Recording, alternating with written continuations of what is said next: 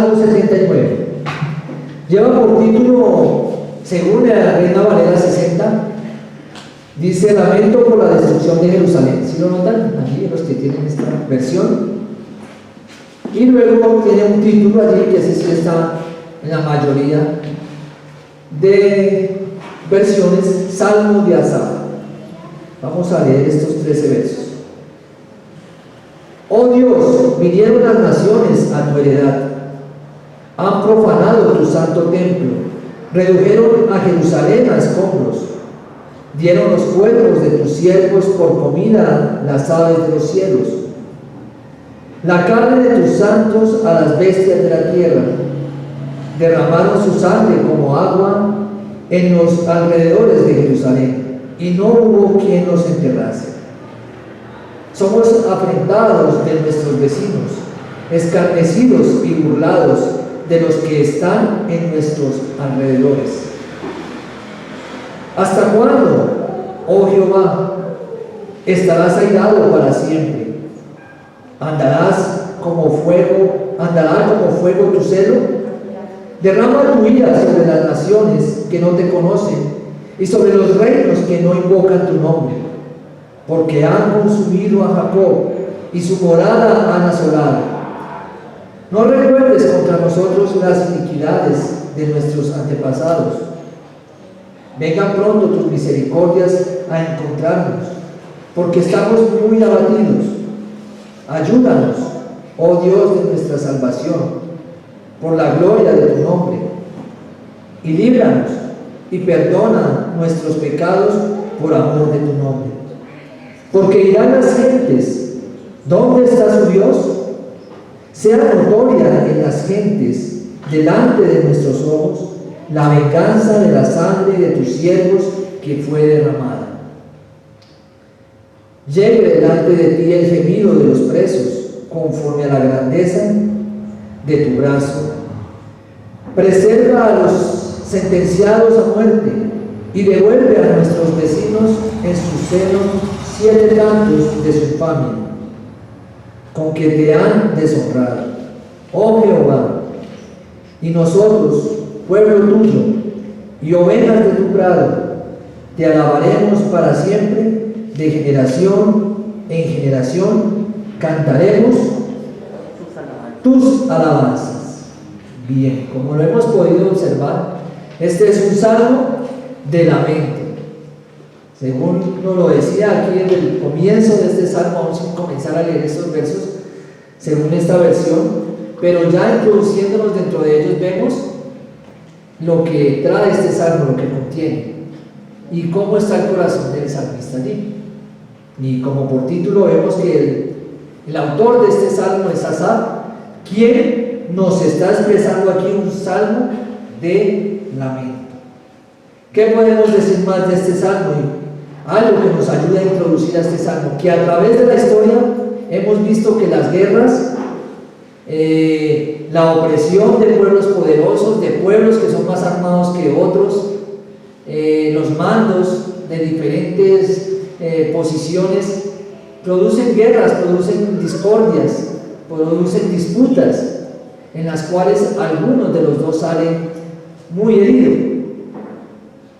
Y esto es lo que estamos viendo en este salmo. Uno de ellos está herido, uno de ellos está sumamente angustiado, afligido. Un pueblo aquí ha sido maltratado, ha sido llevado a la opresión completamente.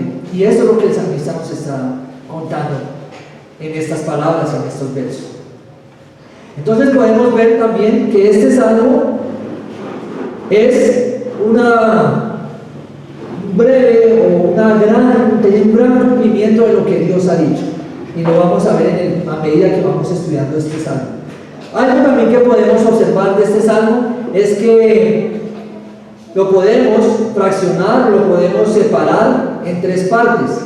La primera de ellas es que es un relato de la condición de la nación del salmista. Ahí nos va a mostrar en los primeros versos del 1 al 4 cómo estaba la condición de la nación de la cual era el salmista, que es Asaf. Eso es lo que vamos a encontrar allí. 1 al 4. También como segunda parte vamos a ver un ruego por la intervención divina. ¿De qué verso a qué verso lo vamos a ver? Desde el verso 5 hasta el verso 10. Un ruego, también algunos lo llaman una petición a Dios por su condición. Aquí lo he titulado un ruego por la intervención divina, del 5 al 10. También tenemos otra tercera parte que es oración por venganza. Y cuando leemos en los salmos una oración por venganza la titulamos o la llamamos una oración imprecatoria. Entonces ahí lo tenemos. Esa parte la vamos a encontrar desde el verso 11 hasta el verso 12. Y como cuarta y última parte o subdivisión que hemos tenido aquí es el compromiso de alabanza por librarles de parte del salmista, de parte de Asaf, y él hablando en voz o representando al pueblo. Y eso lo vemos en el verso 3. Así que son estas cuatro partes. Y podemos ver entonces de qué manera comienza el verso, el salmo. Comienza con el verso 1 y lo primero que encontramos en las palabras de Asaf es oh Dios. Y cuando escuchamos oh Dios, ¿a qué lo referimos? ¿A qué hacemos referencia? ¿Con qué lo podemos identificar? A un lamento, a un sufrimiento, ¿sí? A una expresión de dolor. Oh Dios, algo que nos está desgarrando por dentro. Y esa es la condición en la cual se encuentra Asaf. Se está desgarrando por dentro. Porque es un lamento, es una situación que le trae a él congoja. Le está pasando a la nación, pero él como parte de la nación está hablando. Y va a Dios en nombre de ella. Y es como le dice, oh Dios. Pero ¿qué acompaña a ese oh Dios? A esa expresión de lamento. Dice que vinieron las naciones a tu heredad. ¿Cuáles son estas naciones? Todas aquellas naciones inconversas, que son llamadas gentiles, que no son de parte del pueblo de Israel, y son las que vinieron a su heredad. ¿Y cuál es la heredad de Dios? La nación de Israel, cuya capital es Jerusalén. Y ahí en Jerusalén donde estaba el templo. Por eso ahí vemos en ese mismo verso que dice, oh Dios, vinieron las naciones a tu heredad, ¿sí? A Israel, a tu nación, a tu capital Jerusalén, a tu templo que está en Jerusalén. Han profanado tu santo templo. ¿Sí lo ven allí? Y redujeron a Jerusalén, ahí nombran la capital. ¿A qué la redujeron? A escombros. Y todo esto que está pasando acá no es nada de lo cual Dios no hubiese avisado antes. Todo esto que viene y hasta aquí lo que está describiendo el salmista ya estaba advertido por parte de Dios. Y tendríamos que ir entonces ¿a dónde?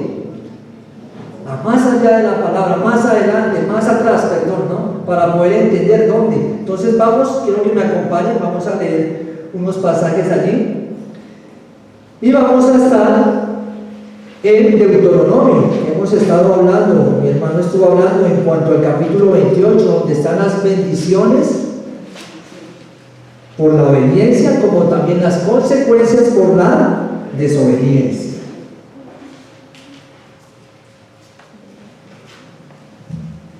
Y aquí en este salmo vamos a ubicarnos en tiempo. Esto más o menos sucede, aunque no es específico la situación, o que nos diga el salmo fue en tal lugar, en tal año, pero aproximadamente se dice que fue en el exilio de Babilonia en el año 586. Está pasando allí.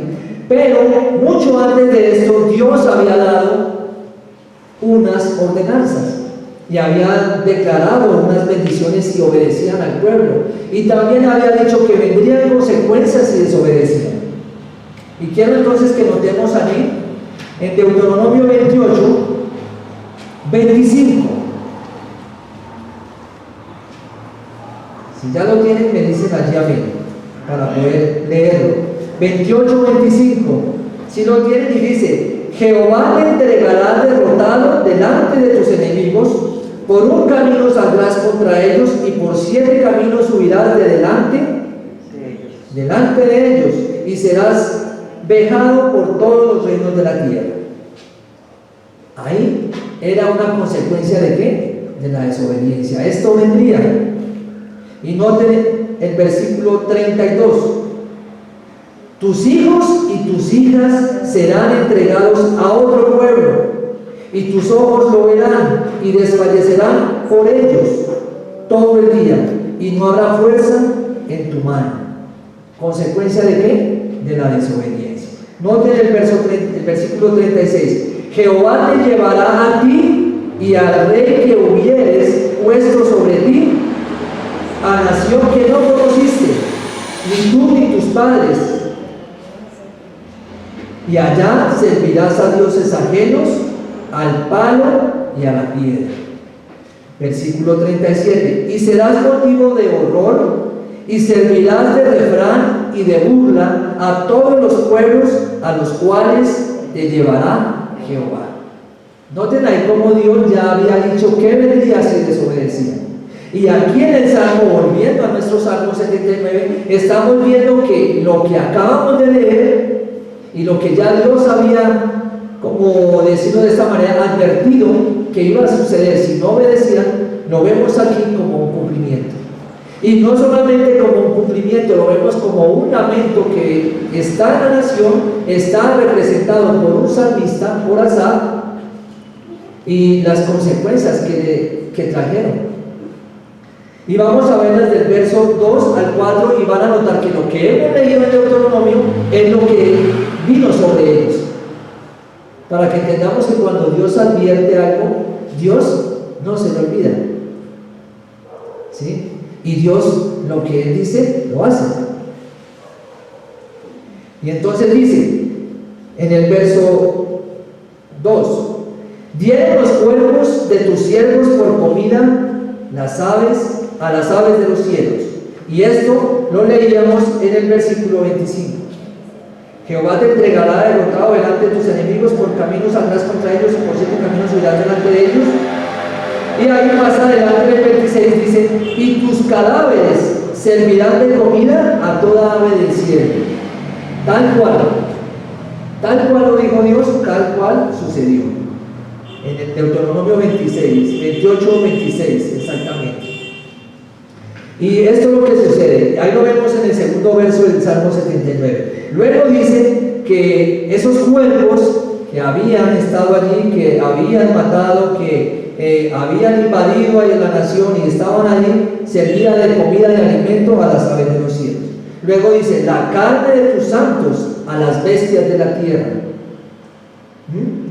Qué condición tan triste y terrorífica la que nos muestra. Podemos leerlo fácilmente acá, pero noten cómo el salmista está hablando en la condición en que estaba la nación, en ese cautiverio, en ese momento en que estaban siendo asolados allí por, obviamente, el que estaba allí, que era Babilonia, cuyo rey era Nabucodonosor, el cual allá en Jeremías capítulo 24 más o menos, Dios dice que es el siervo de él, Nabucodonosor, mi siervo. ¿Por qué mi siervo? Porque él tenía un propósito, y era un siervo de Dios para traer juicio sobre la nación de Israel. Lo podemos ver en Jeremías 25 exactamente, versículo 9. Eso se dice allí. Entonces en el verso 3 dice, derramaron su sangre como agua en los alrededores de Jerusalén, y no hubo quienes los enterrase. Imagínense tal la mortandad, que los cuerpos, las aves venían y comían de sus cuerpos, las bestias venían y se alimentaban de ellos. Y no solamente eso, dice que la sangre cubría como agua esa tierra, esa nación. Más desolador aún y más lamentable poder leer y no hacerse ese cuadro, esa imagen. ¿Cómo estaría entonces Asaf? ¿Será que en estas palabras logramos expresar el dolor que sentía? No. Mucho más quedaría en ese entonces poder ver su expresión en la manera en que se dirige a Dios. Y dice que de tal manera que no había quien nos enterrase. Y cuando alguien nos enterraba, como lo dije en salmos anteriores, era una manera de humillación, que nadie pudiera dar sepulcro a su familiar, nadie le pudiera dar, nadie lo pudiese enterrar. Y aquí vemos que no había quien lo enterrase. Todos quedaban allí sobre la tierra. No hubo quien los enterrase. El verso 4 nos dice: somos afrentados de nuestros vecinos, escarnecidos y burlados de los que están en nuestro alrededor. ¿Qué más estaba sufriendo el pueblo? Estaban sufriendo la afrenta, la humillación, estaban sufriendo también, estaban siendo ofendidos, insultados, estaban siendo injuriados, deshonrados, según nos lo dice este verso. Pero ¿cuál era por qué venía eso? ¿Porque Dios era injusto? Por su desobediencia. Por su desobediencia venían todas estas cosas. Por esta razón era que muchos morían, y por esta razón muchos fueron llevados, y por esa razón muchas cosas de las que estaban en el templo y que formaban parte de lo que era la adoración para Dios fueron saqueadas y fueron llevadas. Esos utensilios que eran consagrados para Dios, el rey Nabucodonosor, y ahí hay un soldado especial, un capitán que era como su escudero allí, como el quien estaba al frente de su ejército, y él es el que se introduce allí en el templo y empieza a sacar estas cosas. Eso lo vemos allí en los versículos que aparecen y textos que están allí al pie de este verso primero. Ahí encontramos algunos textos. Segundo libro de Reyes, capítulo 25, versículo 18, nos describe todo esto.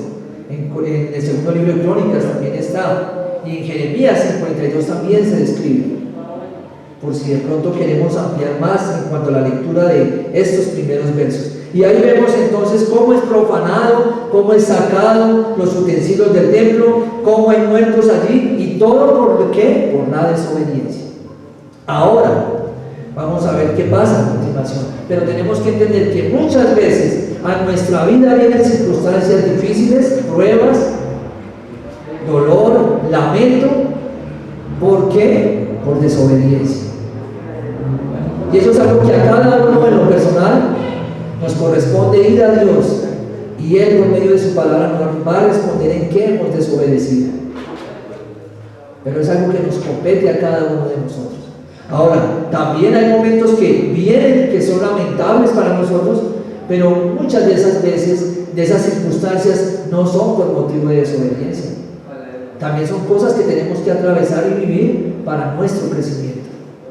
Pero sí hay algo que tenemos que tener en cuenta nosotros, es que bien sea por desobediencia o bien sea porque tenemos que vivirlas para crecer en el Señor. Pero ¿de quién es la responsabilidad de mirar qué es eso? ¿O qué es la situación? ¿En qué lugar está? De nosotros, por nuestra relación con Dios. ¿Sí? Porque a veces estamos culpando a Dios, que por qué Dios es injusto, por qué Dios permite esto en mi vida, cuando miramos nuestro trasfondo y miramos en realidad qué es consecuencia de nuestra desobediencia. Y por eso las palabras del salmista no nos dejan vacíos acá. Él no nos deja, bueno, ¿y por qué? ¿Sería que Dios fue injusto con esta nación según leyendo estos primeros versos? No. Estas consecuencias vinieron por su desobediencia. Y si nos colocamos ahí nosotros, lo que estemos atravesando, y Dios quiera que no vayamos a atravesar, no sea por desobediencia, sino por esta razón. Bueno, entonces aquí lo podemos ver, pero entonces sigue nuestro salmo. Gracias, mi hermanita. Verso 5 dice: ¿hasta cuándo, oh Jehová? Vemos tres preguntas. ¿Estarás airado para siempre?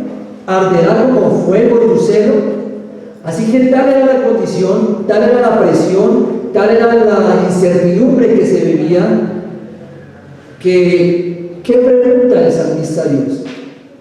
¿Hasta cuándo? Imagínense cómo él estaba. Él veía esto como algo eterno, como sin fin, como que no terminaba. Y aquí él está preguntando entonces a Dios: ¿hasta cuándo? ¿Hasta cuándo, oh Jehová? Luego la segunda pregunta: ¿estarás airado para siempre?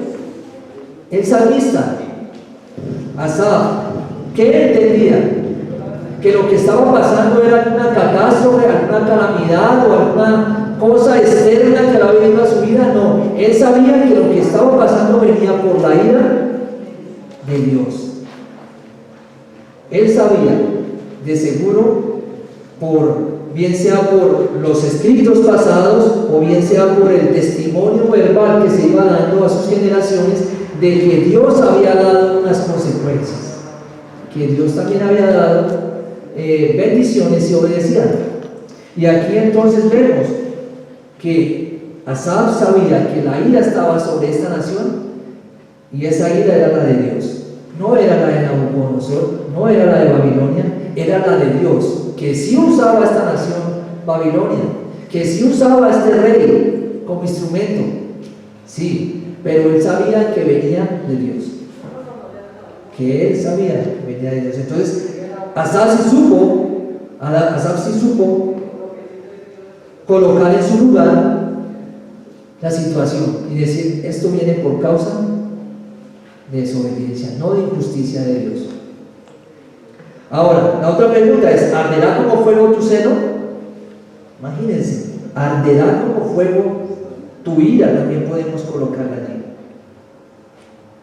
Es la otra pregunta que se hace Asaf. El verso 6 nos dice: derrama tu ira sobre las naciones que no te conocen y sobre los reinos que no invocan tu nombre, porque han consumido a Jacob y su morada han asolado. Y comienza ahí esa parte de la oración imprecatoria, que es orando por el juicio de Dios a aquellas naciones. Pero noten cuál es el propósito de esa oración. La oración, como la hace él y la levanta él, era contra aquellos que tenían el nombre de Dios por poco. Aquellos que se habían levantado contra la nación de Israel, contra la nación, contra el pueblo, para hacerle daño. Pero él le dice: ahora, esa ira que está sobre nosotros por nuestro pecado, colócala sobre ellos. Colócala sobre ellos, derrámala sobre ellos, sobre aquellas naciones que no te conocen, porque han consumido a Jacob y su morada han asolado. Ahí vemos lo que está pasando, la consecuencia entonces entre Jacob, la consecuencia que estaba allí con Jacob, que es la misma nación de Israel, y de qué manera había sido asolado este pueblo. Sigan conmigo, allí el verso 8 dice: no recuerdes contra nosotros las iniquidades de nuestros antepasados, vengan pronto tus misericordias a encontrarnos, porque estamos muy abatidos. Asaf sabe por qué está esa situación. Asaf sabe por qué hay esa opresión. Asaf sabe por qué hay esa mortandad.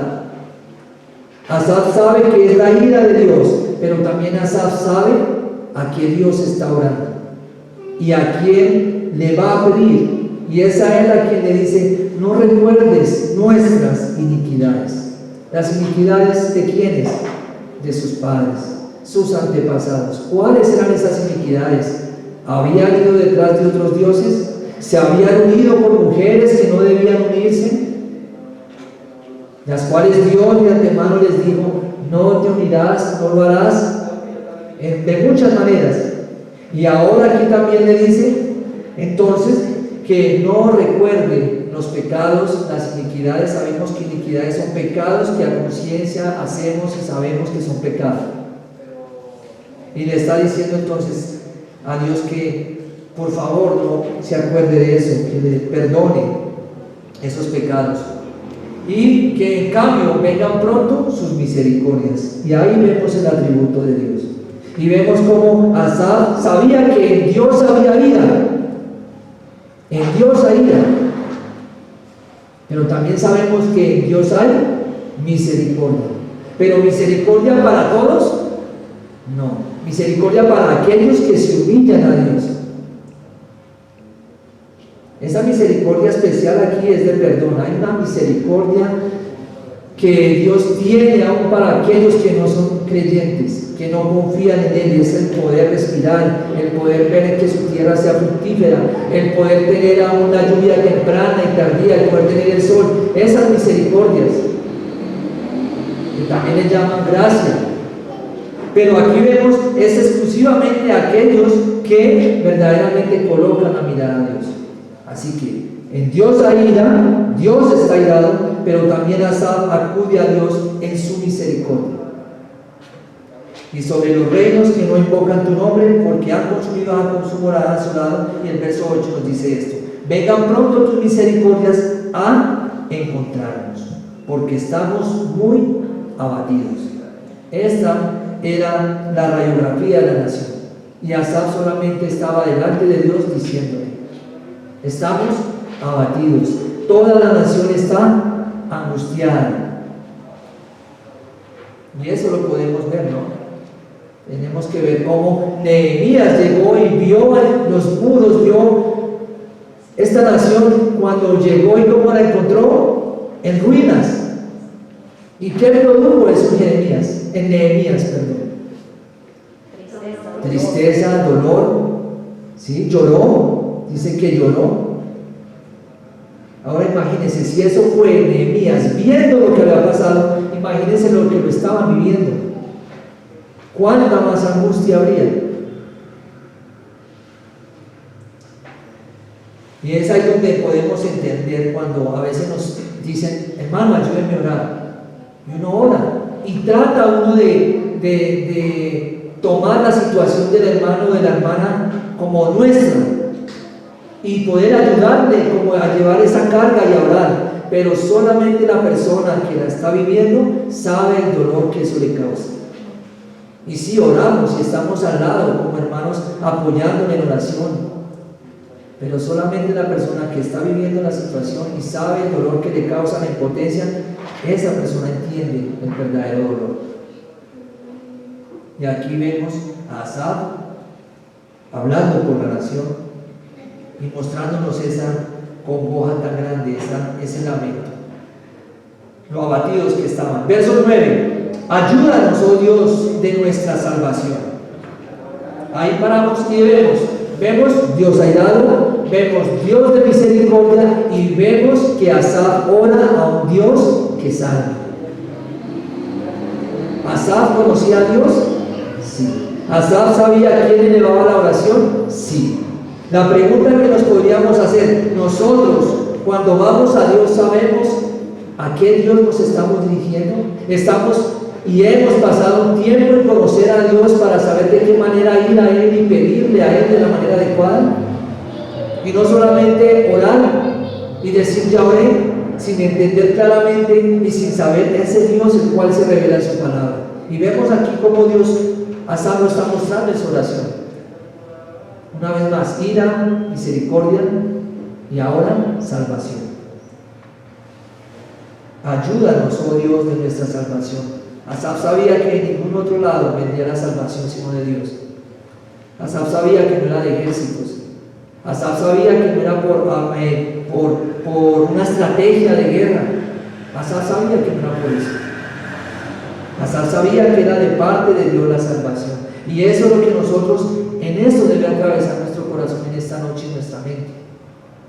La vida del peregrino aquí en la tierra no se trata de estrategias, no se trata de habilidades, no se trata de fuerza, como dice otro salmo, que no se deleita, no recuerdo bien si es en la fuerza del caballo y en la agilidad del hombre, me parece, sino que debe descansar en que Dios es quien nos salva, de cualquiera que sea la situación, bien sea de salud, bien sea emocional, bien sea económica, bien sea la que sea. ¿De dónde viene la salvación? De Dios. De Dios, porque fácilmente nosotros podíamos caer en alardear de nosotros mismos. Y aquí está entonces diciéndonos: oh Dios de nuestra salvación. Y noten que le dice el por qué, no porque necesitamos ser salvos, No porque quiero estar ya tranquilo, no quiero pasar dificultades, sino que es la razón que le das por la gloria de tu nombre. Por la gloria de tu nombre, de manera que tú seas engrandecido, de manera que los demás puedan ver el Dios en el cual hemos creído. Y esta debe ser una de las razones de por qué nosotros pedimos a Él. No porque nos pase la situación, no porque lo que estoy atravesando y me está haciendo dolor, sufrir, pase y no más. Bueno, puede ser una razón. Y es clara que no queremos sentirnos así, pero una de las razones primordiales es para la gloria de Dios. Que cuando atravesemos esa circunstancia, hemos pasado por ese momento, podamos llegar al final y decir: es por tu gloria, por la gloria de tu nombre. Ahí lo podemos encontrar y ver de esta manera. Luego dice: y líbranos y perdona nuestros pecados por amor de tu nombre. Ahí, confesión.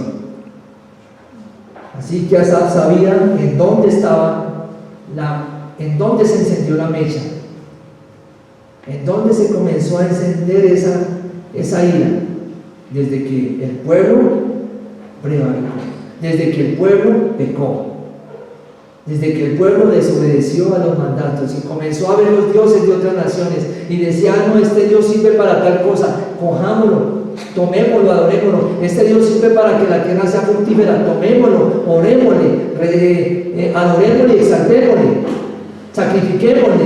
Este Dios sirve para la guerra, cojamos este Dios y también exaltémosle y adorémosle y sacrifiquémosle. Así veía Israel a cada Dios, y eso le producía a Dios ira, y su misericordia esperaba. Y cada vez que el pueblo hacía esto, Dios, ¿qué hacía? Enviaba profetas y les advertía. Nunca la ira de Dios llegó por sorpresa a la nación de Israel. Siempre Dios en su misericordia actuaba y les advertía, les advertía. Y hoy también Dios muchas veces, si no todas, y es que siempre, antes de que venga su ira, antes de que venga nuestra consecuencia, la consecuencia por nuestra desobediencia, Dios, ¿qué está haciendo? Advirtiendo. Y no podemos decir: no, yo no entendí la advertencia de Dios. No. De seguro cuando estamos en la situación y atravesando por ahí, sabemos y viene a nuestra mente que Dios nos habrá dicho: arrepiéntase. Mire cómo está caminando.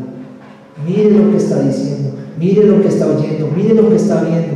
Mire lo que está sintiendo. Y ahí vemos la misericordia de Dios. Bueno, seguimos con nuestro verso, ¿no? ¿Dónde íbamos? En el 9, verso 10. Porque dirán las gentes: ¿dónde está tu Dios? Sea notoria en las gentes. Y esta pregunta aquí, ¿dónde está tu Dios?, era porque cuando una nación tomaba cautiva a otra, o cuando una nación peleaba con otra y la derrotaba, el Dios, el pueblo que ganaba, ellos entendían que ese Dios era el que había ganado. Y aquí Asaf, en todo el contexto de lo que hemos hablado, para tu gloria, por tu nombre, vamos a entender que lo que había en el corazón de Asaf era que, ¿qué iban a decir estos pueblos? Que tú eres más débil que ellos. Y eso es lo que les iban a decir: ¿dónde está el Dios en el cual ustedes han creído? Nuestro Dios es más fuerte, nuestro Baal o el que fuera. Recordemos los dioses que habían en Babilonia.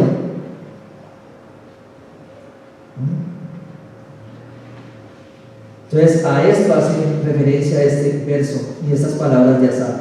Y dice: sea notorio en las gentes, delante de nuestros ojos, la venganza de la sangre de tus siervos que fue derramada.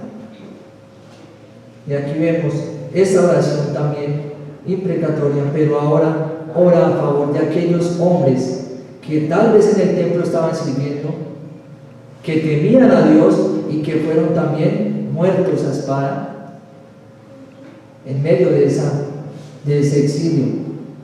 Y cómo Asaf los trae a memoria y dice: Señor, venga, ven para que vengues la sangre de estos hombres, de estos santos hombres, de estos tus siervos.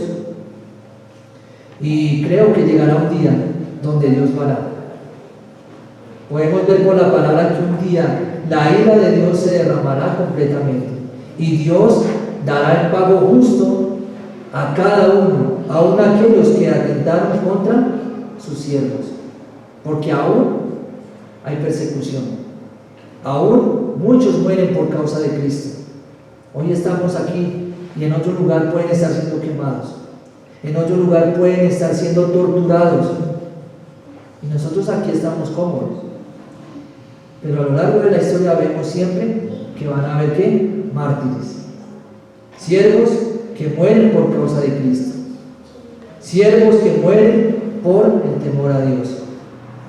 Y aquí está entonces este hombre hablando. Verso 11: llega delante de ti el gemido de los presos. Habían cautivos, ¿no? En Babilonia había un cautivo, ¿cierto? Tuvieron que volver y allí Dios intervino también. Llegue delante de ti el gemido de los presos, conforme a la grandeza de tu brazo, preserva a los sentenciados a muerte. Habían cautivos, habían presos allí y ya tenían una condena de muerte. Y Asaf está intercediendo por ellos, orando por ellos. Y este puede ser un motivo de oración para nosotros en esta noche, o en nuestros cultos de oración, en nuestros momentos de oración con Dios. Acordarnos de aquellos que están siendo perseguidos y que aún están siendo allí y están preservados para morir. Dice el verso 12: y devuelve a nuestros vecinos en su seno 7 tantos de su infamia, con que te han deshonrado, oh Jehová. Y el número 7, número de plenitud. Y número 7, recordábamos en este domingo que hablábamos de Caín y Abel, ¿no? Y había algo que a Caín le daba miedo, y era que lo matasen, ¿no? Y Dios le dice a Caín: el que te tocare o intentare matarte 7 veces, pagará. Y aquí está también ese número 7. Y Asaf lo está usando para que 7 veces que pasen, paguen a los que han hecho mal, a los que han perseguido a Israel. Y devuelve a nuestros vecinos, aquellos que nos asolaban, en su seno 7 tantos de su infamia, con que te han deshonrado, oh Jehová. Verso 13: y nosotros, pueblo tuyo y ovejas de tu prado, te alabaremos para siempre, de generación en generación. Cantaremos tus alabanzas. Y esa es nuestra cuarta y última parte. ¿En qué termina este salmo? Bien entendemos que comienza lamentándose. La segunda parte veíamos que comienza con una oración y una manera de ruego y intercesión para que Dios intervenga. Luego vemos la oración por los enemigos, en contra de los enemigos. Y ahora vemos cómo este hombre, después de haberse dirigido a Dios en humillación, pide ahora y más bien dice, se compromete a que va a alabar, lo va a adorar, lo va a exaltar. Y esta es la manera en que nosotros debemos también dirigirnos a Dios. Este salmo no está aquí porque sí. Este salmo está para instruirnos y guiarnos en momentos de dolor, en momentos de lamento, en momentos, como decía hace un momento, donde solamente usted sabe la circunstancia que sufre y le duele y le causa tanta congoja. Pero también encontramos una instrucción de parte de un hombre de Dios para dirigirnos a Él y acordándonos en nuestra oración y en nuestro ruego por que Él intervenga en ese Dios que creemos, en sus atributos, en quién es Él.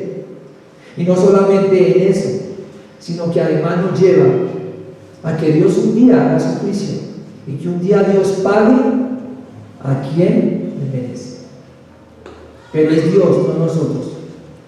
No es nosotros haciendo justicia, es Dios quien la hace, porque su justicia es justa. Y termina adorándole, alabándole, diciéndole: nosotros, pueblo tuyo y ovejas de tu prado. Y eso somos todos, ovejas de su prado. ¿Dónde lo podemos nosotros afirmar este término y que no solamente habla Israel, también habla el Señor Jesucristo en el Nuevo Testamento y también habla a su iglesia. Y también dice que es que oveja de su prado. Y hay algunos que no son de este rebaño, pero también los traeré. Y ahí todos nosotros somos también ovejas de su prado. Hay que entender que sí, en el contexto, el Salmo está hablando al pueblo de Israel. No me malentiendan.